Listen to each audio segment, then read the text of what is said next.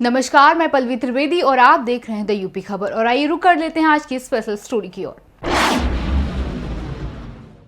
हर हिंदुस्तानी की आन बान शान का प्रतीक, हर देशवासी का फख्र, सरहद पर खड़े सैनिकों के मन में वतन की खातिर मरने मिटने का जज्बा देने वाला और देश को भाईचारे और एकता के एक सूत्र में पिरोने वाले तीन रंग के कपड़े को तो हर कोई जानता होगा, लेकिन देश को तिरंगे जैसा बेमिसाल तोहफा देने वाला वो शख्स जिसे लोग शायद ही जानते होंगे।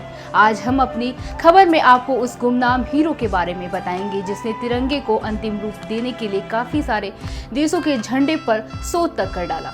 जिस तिरंगे को हवा में फहराता देख दुश्मनों के रोंगटे खड़े हो जाते हैं, वो आम व्यक्ति कैसे हो सकता है। आंध्र प्रदेश के मछलीपट्टनम के पास एक गांव में रहने वाले शख्स पिंगाली वेंकैया ने ये तिरंगा तैयार किया था। उनका जन्म 2 अगस्त 1876 को हुआ था। वो 19 साल की उम्र में ब्रिटिश आर्मी में नायक बन गए थे। दक्षिण अफ्रीका के एंग्लो वॉर युद्ध के दौरान उनकी मुलाकात भारत के राष्ट्रपिता महात्मा गांधी से हुई। फिर वो हमेशा के लिए भारत लौट आए और स्वतंत्रता संग्राम में हिस्सा बने। हमीरपुर सदर से बसपा विधानसभा प्रत्याशी रामफूल निषाद की तरफ से सभी हमीरपुर जनपद वासियों को स्वतंत्रता दिवस और रक्षाबंधन की हार्दिक शुभकामनाएं। पिंगाली वेंकैया ने 45 साल की उम्र में भारत में राष्ट्रध्वज तिरंगे का निर्माण किया था और देश के हीरो बन गए थे। हिंदुस्तान की अस्मिता का प्रतीक माने जाने वाले तिरंगे को बनाने से पहले पिंगाली ने 1916 से 1921 तक करीब 30 से ज्यादा देशों के राष्ट्रीय ध्वज को बारीकी से परखा और उस पर शोध किया। पिंगाली ने भारत की धर्मनिरपेक्षता को झंडे में समेटने की बखूबी कोशिश की। झंडे में उन्होंने तब हिंदुओं के प्रतिनिधित्व के लिए लाल रंग का इस्तेमाल किया, हरा रंग मुस्लिमों के लिए और सफेद रंग का चयन बाकी के धर्मों के लिए किया। वहीं देश की प्रगति को दर्शाने के लिए उन्होंने झंडे की सफेद पट्टी में चरखे को भी स्थान दिया। हमीरपुर से विधानसभा परिषद के सदस्य रमेश मिश्र की तरफ से सभी हमीरपुर जनपद वासियों को स्वतंत्रता दिवस और रक्षाबंधन की हार्दिक शुभकामनाएं। पिंगाली द्वारा तैयार किए गए इस झंडे को अपनाने के लिए भारत में साल 1931 को एक प्रस्ताव पारित हुआ, लेकिन झंडे में एक संशोधन हुआ। लाल रंग को हटाकर केसरिया रंग का चयन हुआ।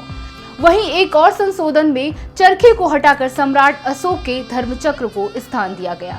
इतनी मेहनत के बाद 22 जुलाई 1947 को संविधान सभा में इसे राष्ट्रध्वज के रूप में अपना लिया गया। देश को इतना नायाब तोहफा देने वाले पिंगाली को जीते जी इसका सम्मान हासिल नहीं हुआ। इतने बड़े योगदान के बावजूद वो लगभग गुमनाम ही रहे। साल 1963 में विजयवाड़ा की एक छोटी सी झोपड़ी में उनका देहांत हो गया। पिंगाली की मौत से काफी सालों बाद सरकार को उनकी सुध आई और साल 2009 में उनके सम्मान में एक डाक टिकट जारी हुआ जिसमें उनकी फोटो भी थी। जनवरी 2016 में भाजपा नेता वेंकैया नायडू ने विजयवाड़ा स्थित ऑल इंडिया रेडियो की बिल्डिंग में उनकी एक मूर्ति लगवाई। बुंदेलखंड रक्तदान समिति के प्रदेश अध्यक्ष अशोक निषाद उर्फ गुरु की ओर से स्वतंत्रता दिवस और रक्षाबंधन की सभी हमीरपुर जनपद वासियों को हार्दिक शुभकामनाएं। मैं भारतवर्ष का हर एकदम अमिट सम्मान करता हूँ, यहाँ की सुनहरी मिट्टी का गुणगान करता हूँ। मुझे चिंता नहीं है स्वर्ग जाकर मोच छिपाने की, तिरंगा हो कफन मेरा बस यही अरमान रखता हूँ। जय हिंद, जय भारत। अभी के लिए बस इतना ही। बाकी खबरों को देखने के लिए बने रहें यूपी खबर के साथ।